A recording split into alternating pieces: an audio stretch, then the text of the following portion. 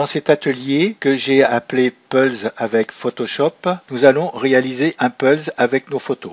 Alors pour ceci, j'ai pris cette photo de JPaET, mais vous pouvez prendre vos propres photos. Nous avons aussi besoin du filtre Pulse. Alors ce filtre Pulse était dans les anciennes versions de Photoshop, mais dans les nouvelles versions, il a été supprimé. Pour savoir si vous avez ce filtre, il suffit d'aller dans Filtre, ensuite dans Galerie de filtres, et dans Galerie de filtres, dans ferme ici artistique, il doit se trouver dans Texture, et vous devriez trouver dans les textures le filtre des Pulse. Si vous avez une ancienne version, avec les nouvelles versions, comme la mienne, vous ne l'avez pas. Il faudra la télécharger. Je vais vous montrer tout de suite comment installer ce filtre. Admettons que ce filtre vitrail, ce soit le filtre Pulse. Il suffit de cliquer sur le filtre en question et ensuite de régler la taille du Pulse qu'on veut. Vous voyez, là, j'agrandis mes vitraux. C'est comme si j'agrandirais mes pièces de Pulse. Donc après, nous avons la luminosité. Mais la luminosité, il faudra les laisser comme c'est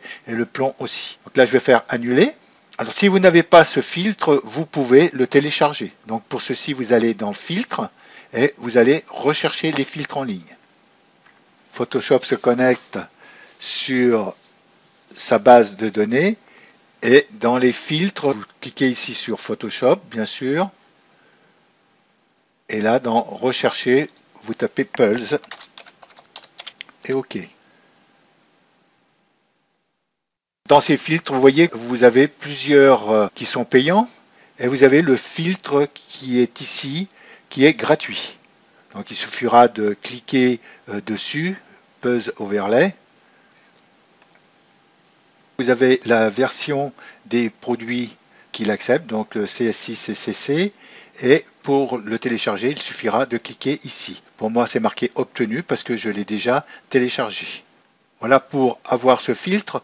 Comme je l'ai déjà téléchargé, je l'ai installé et donc voilà le rendu de ce filtre. Alors en installation, vous n'êtes pas obligé de l'installer dans les filtres. D'ailleurs, il s'installe assez mal pour la version CC. Je ne sais pas avec la version CS6 comment il s'installe, mais je vais vous montrer le fonctionnement de ce filtre simplement en se servant de ce PSD que vous avez téléchargé. Je vous propose avec ce tutoriel des sources et je vous le joindrai dans les sources. Ça vous évitera d'aller sur le site le télécharger. Dans le fichier source, vous allez trouver une archive comme ceci qu'il faudra décompresser et dans cette archive, il va y avoir tous ces fichiers. C'est-à-dire que vous allez avoir la photo du JPaET. Je vous rappelle que ces photos ne sont pas libres de droit, qu'elles sont là uniquement pour le tutoriel. Vous allez avoir la main pour le montage et vous allez avoir le Pulse Overlay. Et là, vous aurez l'archive du montage final. Dans ce fichier Pulse Overlay, quand on clique dessus, vous allez avoir un fichier Acrobat qui va vous expliquer l'installation. Quand on clique dessus, là, il vous explique tout le contenu. C'est en anglais. Ensuite, vous avez ce dossier qui est en haut qui va vous permettre d'installer en cliquant sur ce fichier le Pulse dans les filtres de Photoshop, mais cela ne fonctionne pas avec CC. Et vous avez les templates. Alors les templates, vous allez retrouver tous les fichiers PSD qu'il y a dans ce dossier. Donc vous avez différentes dimensions de fichiers PSD. Nous allons travailler avec le 800-600, vous avez le 640, vous voyez toutes ces dimensions. Je vous laisse toutes les dimensions dans le téléchargement afin que si un jour vous vouliez faire un Pulse avec d'autres dimensions de photos, vous puissiez les avoir. En cliquant sur le 800-600, nous allons nous travailler avec ce fichier PSD que j'ai fait. Vous avez d'autres fichiers PSD qui sont là, donc là il y a toutes les pièces. Après, vous avez différents fichiers où là, il y a une pièce manquante dans le Pulse, 2 pièces manquantes, 3 pièces. Je vous laisserai regarder tous ces fichiers. Nous allons travailler avec celui-ci. Alors, lorsqu'on est sur Photoshop, voilà, c'est ce fichier qui est là avec lequel nous allons travailler. Alors, en revenant sur ma photo du JPaET, si vous ne souhaitez pas travailler avec ces filtres dans Photoshop, vous pouvez aussi installer des brosses. Alors pour ceci, j'ai créé des brosses avec tous les PSD que je vous ai montrés précédemment. et j'ai mis le fichier en téléchargement sur le site. Alors pour ceci, il suffit d'aller sur le site et sur le site, aller sur la page téléchargement. Et sur cette page, vous avez les brosses, pulses, taches, insectes et animaux. En cliquant ici pour que vous les retrouviez dans votre dossier téléchargement. Dans le dossier téléchargement, vous allez avoir un fichier comme ça qui est zippé. J'ai WinZip, c'est pour ça qu'il a cette icône. Si vous n'avez pas cette icône, ce n'est pas grave. Il suffira de faire un clic droit sur ce fichier et ouvrir avec. Donc on ouvrira avec l'explorateur de Windows. Alors derrière, l'explorateur de Windows vous montre les fichiers qui sont dans ce dossier zippé. Il suffira de cliquer ici sur Pulse, faire un clic droit, copier. Ensuite, fermer cette fenêtre. WinRAR, c'est ouvert derrière aussi, mais là je vais refermer. Et de coller votre fichier dans un dossier. Alors vous pourrez le coller éventuellement dans téléchargement ou un autre fichier que vous auriez créé. Je fais ici et coller. On va pouvoir travailler avec ce fichier Pulse. Pour installer les brosses dans Photoshop, c'est assez simple. Il suffit d'aller sur un outil qui a des brosses. Alors vous avez plusieurs outils qui ont des brosses.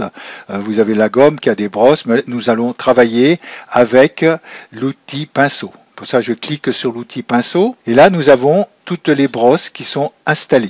Nous voyons toutes les brosses que nous avons, pinceau humide, toutes les formes qu'il y a ici. Vous pouvez aussi avoir les brosses dans la barre latérale de droite. Là, je les ai ici. Si vous ne les avez pas, il suffit d'aller dans Fenêtre et de cliquer sur Forme et ça vous met la boîte de dialogue dans la barre latérale de droite. Pour installer ces brosses sur Photoshop, il faut cliquer sur Forme.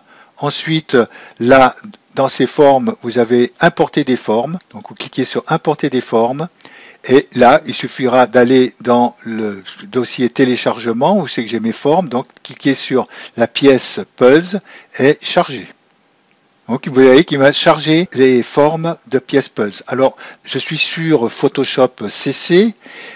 Pour les versions CS6, vous n'avez pas de dossier comme ceci dans les formes de pinceau. J'ai fait une saisie d'image pour vous montrer comment ça va se présenter. Ça va être exactement la même chose que moi, mais seulement toutes vos formes viendront s'additionner ici. Donc vous retrouverez les formes que j'ai créées en dessous de celle-ci.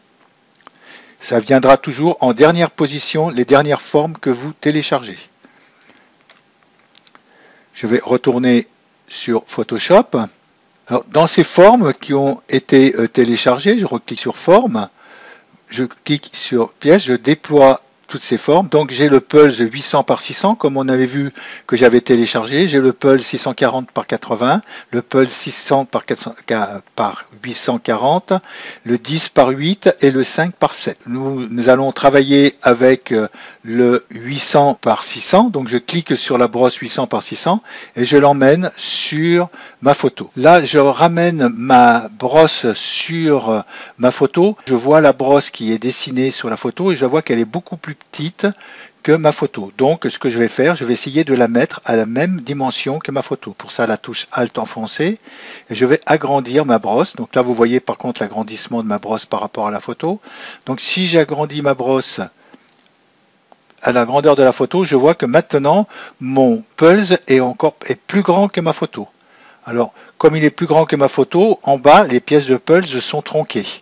Donc, je vais réduire légèrement ma brosse de façon à ce que la hauteur de ma brosse fasse la hauteur de la photo. Donc il faudra que j'agrandisse un tout petit peu plus là, voilà. Vous ne voyez pas ces manipulations lorsque j'agrandis.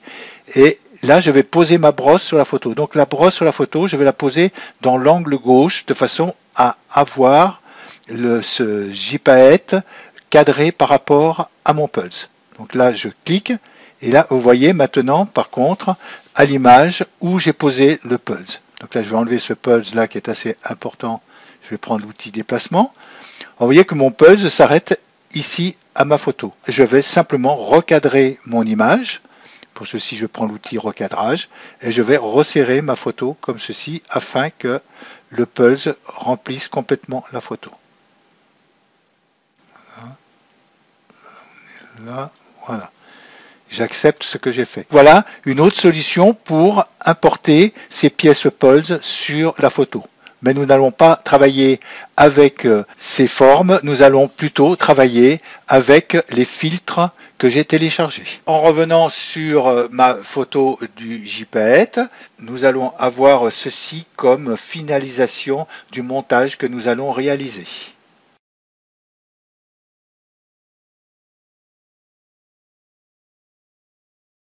Alors pour suivre cet atelier, vous avez le clic droit de la souris, vous avez le clic gauche de la souris, et lorsque j'actionnerai des raccourcis au clavier, ils viendront s'afficher en bas de cette vidéo à gauche. Pour ceux qui suivent mes ateliers sur les réseaux sociaux, vous avez la possibilité de télécharger les fichiers sources. Pour ceci, il faut aller sur le site. Alors là, vous avez l'adresse du site. Certains réseaux sociaux, il suffira de cliquer aller sur le site pour vous retrouver sur cette page. Alors sur cette page, il faudra aller sur atelier et dans le tableau qui est dessous, cherchez votre atelier, vous cliquez sur voir l'article. Là vous avez toute la description de cet atelier et vous pouvez éventuellement voir ou télécharger l'atelier directement depuis le site. Cliquez à cet endroit pour télécharger les fichiers sources. Je vais fermer toutes ces fenêtres. Nous allons maintenant commencer à travailler sur cet atelier. La première chose que nous allons réaliser, c'est de mettre à la même résolution et à peu près aux mêmes dimensions notre photo par rapport à notre pulse qui est ici. Je regarde sur ma photo la dimension que j'ai en taille de l'image. J'ai une largeur de 1100, une hauteur de 731 et une résolution de 300. Donc il faudra avec mon pulse que j'ai à peu près les mêmes largeurs et hauteurs. Là je vais faire OK et je vais sur mon pulse. Sur mon pulse, dans tous les PSD que vous avez téléchargés, il y a 3 calques, un transparent, une image de fond et un arrière-plan. Là, je vous ai rajouté un transparent de 800 par 600 en résolution, au cas où vous vouliez travailler avec votre image et que votre image soit plus petite. On va travailler avec le transparent de 840 par 600, donc celui-ci, je vais le mettre à la corbeille.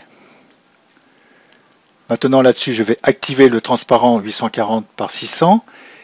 Je vais venir sur l'arrière-plan qui est ici, le déverrouiller. Ou j'aurais pu le copier simplement en faisant 2 clics dessus. Et cet arrière-plan, je vais le mettre à la même dimension que mon image. Alors pour ça, je vais refaire ici image, taille de l'image. Je vois que j'ai une largeur 800 par 600 et une résolution par 72. Donc si j'augmente la résolution, je vais automatiquement augmenter ces deux valeurs. Je vais faire peut-être une résolution de 100. Là j'ai 1100 par 833, une résolution je pense de 90 devrait me satisfaire. 90, oui ça m'a l'air d'être bien, 1000 par 750. Donc je vais accepter et je fais OK. Automatiquement, mon pulse s'est agrandi et mon transparent aussi s'est agrandi par la même occasion. Si je refais ici le transparent, je vois qu'il est de 1000 par 750 par 90. Maintenant, je vais pouvoir importer mon image sur ce pulse. Pour ça, je vais sur mon image, je prends simplement le calque que j'importe sur le pulse. J'aurais pu faire par copier-coller. Cette image, en ayant ici l'outil sélectionné, je vais la positionner dans mon cadre. Vous voyez qu'elle se raccorde à peu près. Il manque un tout petit peu dessous. Alors pour l'agrandir, je vais faire CTRL-T. Je veux l'agrandir proportionnellement, donc avec la touche majuscule enfoncée. Je vais l'agrandir jusqu'à ce qu'elle soit. Voilà, je vais peut-être l'agrandir un petit peu plus là-haut. Je vais forcer un petit peu de chaque côté. Voilà, je vais centrer aussi ma photo par rapport au pulse. Donc je vais le ramener ici pour que ça soit assez centré. Et je vais accepter ce que je viens de faire. Cette image, je vais la passer dessous le transparent parce qu'on ne voit pas mon pulse. Donc je passe dessous et là, on voit le pulse qui s'est fait sur l'image. Je vais réduire un peu cette image. À présent, je vais aplatir l'image afin que je rassemble tout ce pulse avec mon image de fond.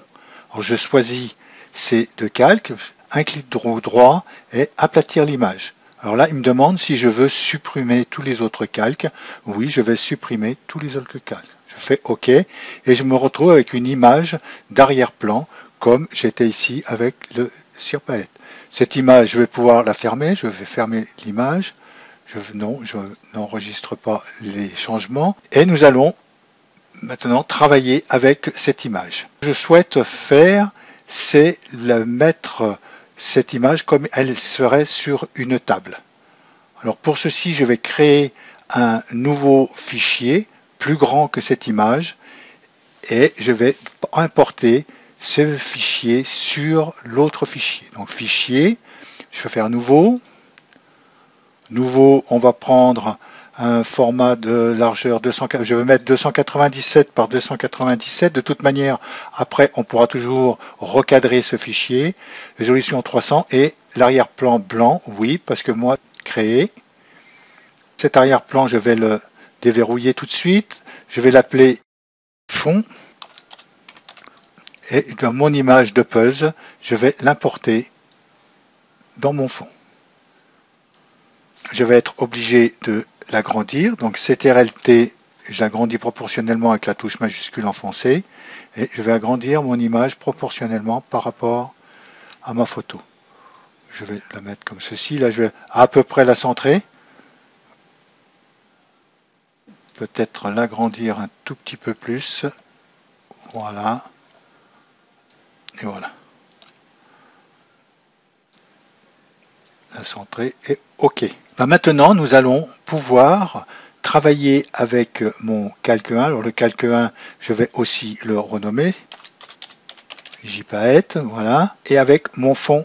Alors ce fichier là sans titre, je vais l'enregistrer. Donc là, je fais enregistrer. Je vais le mettre dans le dossier montage que vous allez retrouver lorsque vous allez télécharger le fichier zip et plutôt de l'appeler sans titre, je vais l'appeler montage. Et je fais enregistrer. Dans la prochaine partie de ce tutoriel, nous allons voir comment on va pouvoir coucher cette image pour faire croire qu'elle est posée sur une table et aussi enlever quelques puzzles qu'il y a là-dessus et on en rajoutera aussi la main. Je vous dis à la deuxième partie de cet atelier. Si ce tutoriel vous a plu, n'oubliez pas de cliquer sur la main « J'aime ce contenu » en dessous de cette vidéo. Et si vous ne l'avez pas encore fait, abonnez-vous à la chaîne, vous serez ainsi averti des nouveaux didacticiels mis en ligne. Afin de télécharger les fichiers sources, allez sur le site www.tuto-photo-jlr, puis cliquez sur l'icône Atelier. Et dans le tableau de cette page, cliquez sur l'article de l'atelier, en l'occurrence Puzzle avec Photoshop. Sur la page Atelier, profitez de vous abonner à la newsletter. Vous recevrez un mail par mois qui vous informera de toutes les nouveautés qu'il y a eu sur le site le mois précédent. Téléchargements, tutoriels, ateliers et autres événements sur la photographie. Je vous dis à bientôt sur Tuto Photo JLR.